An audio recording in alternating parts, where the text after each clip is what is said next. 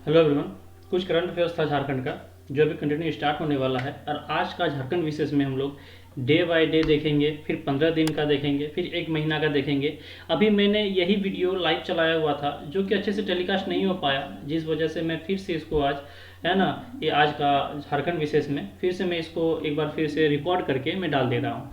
ठीक है ना, बहुत ही उपयोगी होने वाला है, बहुत ही यूज़फुल होने वाला है। अपने दोस्तों में शेयर कीजिए इसको, और चैनल को जिन्होंने सब्सक्राइब नहीं किया है वो जल्दी से इसको सब्सक्राइब कर लीजिए। ठीक है, चलिए बात करते हैं कि ये था एक्चुअली कल पब्लिश होने का, लेकिन कुछ टेक्निकल प्रॉब्लम की वजह से कल नहीं रिलीज़ हो पाया, कल इसको नहीं पब्लिश कर पाए। अब आज इसको मैं अपलोड कर देता हूँ। ठीक है ना, तो चलिए बात करते हैं आज का झारखंड विशेष में। सबसे पहला हमारा क्वेश्चन क्या है, किस विषय में हम लोग बात कर रहे हैं। तो कांग्रेस के 3 विधायक, है ना, निलंबन मुक्त होंगे।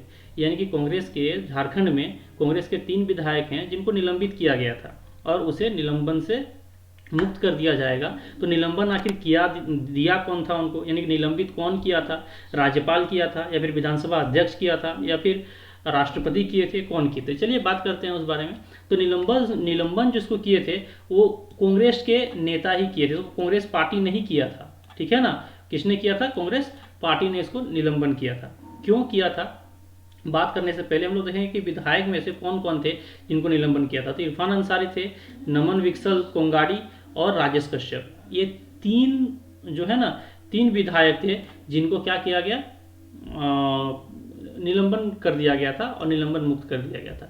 इस पर क्या आरोप था, ये क्वेश्चन आने की बहुत ज़्यादा संभावना है। सिर्फ मैं हम लोग इसको नहीं देखेंगे कि क्या हुआ, हम लोग इससे संबंधित कुछ प्रावधान को भी देखेंगे जो कि कॉन्स्टिट्यूशन में है या फिर कुछ कानून में है। ठीक है ना, तो बने रहिए वीडियो के साथ और सब्सक्राइब जरूर कर लीजिएगा। अब बात करते हैं कि इस पर आरोप क्या था। देखिए, इस पर आरोप था पैसे लेकर सरकार गिराने का था साजिश। यही साजिश था, यही माना जाता है कांग्रेस के द्वारा, कांग्रेस पार्टी के द्वारा, कि ये साजिश रचा था इरफान अंसारी, नमन विकसल कोंगाड़ी और राजेश कश्यप ने मिल करके। क्या चीज़ का, तो सरकार गिराने का। यानी कि झारखंड में गठबंधन का सरकार है, उसमें कौन कौन है, हेमंत सोरेन मुख्यमंत्री हैं और कांग्रेस के साथ वो मिल करके, है ना, क्या किए हैं, एक यूनाइटेड बनाए हैं और सरकार चला रहे हैं। तो चलिए, पैसा लेकर के सरकार गिराने का साजिश था। एक्चुअली मामला क्या था कि कलकत्ता में इरफान अंसारी को, नमन विकसल कोंगाड़ी को और राजेश कश्यप को पकड़ा गया था। क्या चीज़ के साथ, पैसे के साथ। लगभग 50 लाख से 1 करोड़ के बीच में पैसा के साथ पकड़ा गया था। लेकिन इन विधायकों का कहना है कि नहीं, हम कपड़े खरीदने के लिए जा रहे थे, गरीबों में बांटने के लिए। तो इसी बीच में कांग्रेस के नेता आए और उन्होंने ही इनको क्या किया गया, इन पर एक्शन लिया गया उन्हीं के द्वारा, और पार्टी के आला जो अधिकारी होते हैं उनको बताया गया कि ऐसे ऐसे बात है, साजिश है ये सरकार गिराने का। तो उन्होंने बोला कि ये दल बदल अधिनियम है। कौन सा अधिनियम है, दल बदल नियम के अनुसार चल रहा है। दल बदल नियम जो है कब आया था, तो 1985 में। किसके तहत, तो 52वां संविधान संशोधन के तहत आया था। ठीक है ना, तो क्या है दल बदल नियम, क्यों दल बदल नियम में, किस केस में जो है एक विधायक के जो है वो विधायी शक्ति क्या हो जाएंगे, खारिज हो जाएंगे। हम लोग इसको देखेंगे। ठीक है ना, कि क्या ऐसा करने पर विधायी शक्ति खारिज हो सकते हैं किसी भी सदस्य का। तो बोलता है दल बदल नियम के अनुसार संसद या विधानसभा के सदस्य, संसद के सदस्य या फिर विधानसभा के सदस्य की सदस्यता रद्द हो जाएगी। किस केस पर, वो केस है, पहला केस है कि अगर वे स्वेच्छा से अपनी पार्टी से इस्तीफा दे दें।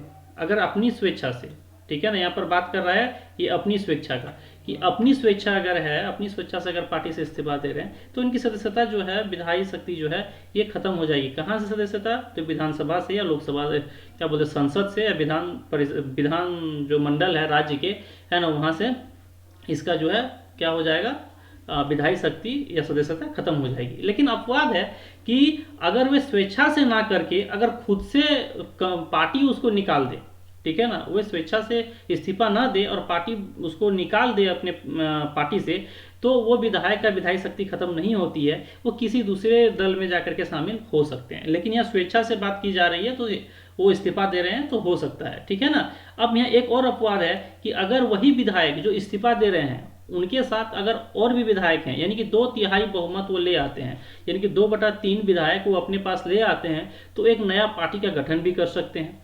ठीक है ना, या फिर किसी दूसरे पार्टी में जाकर के वो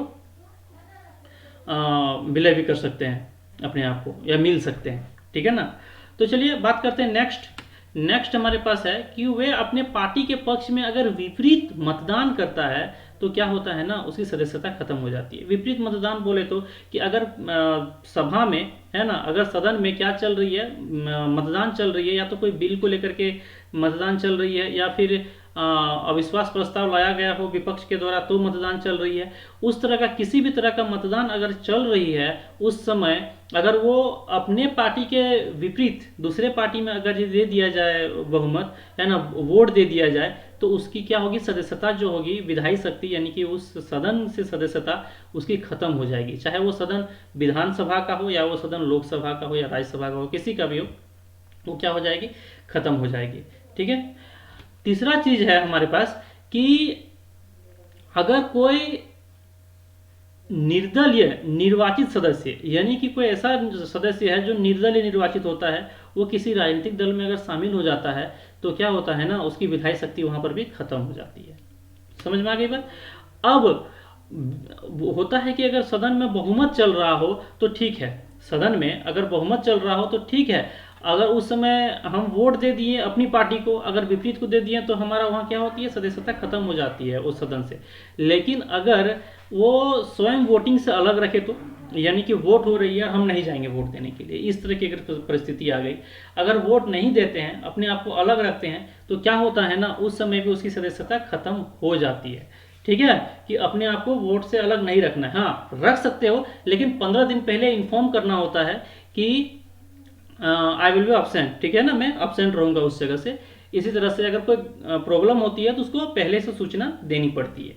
चलिए नेक्स्ट बात करते हैं कि 6 महीने की समाप्ति के बाद कोई मनोनीत सदस्य किसी राजनीतिक दल में शामिल हो जाता है, नहीं हो सकता। इसका मतलब समझ में आ गई बात कि टाइम कितना दिया हुआ है, 6 महीने। 6 महीने अगर समाप्त हो जाता है, अगर जब चुनाव हो जाती है, रिजल्ट आ जाते हैं, उसके बाद जैसे ही सदन में सदस्य जो हैं वो क्या ले लेते हैं, शपथ ले लेते हैं कि किस पार्टी के तौर पर आए हैं, है ना, ये भी बताते हैं वहां पर, या फिर निर्दलीय आए हैं वो भी।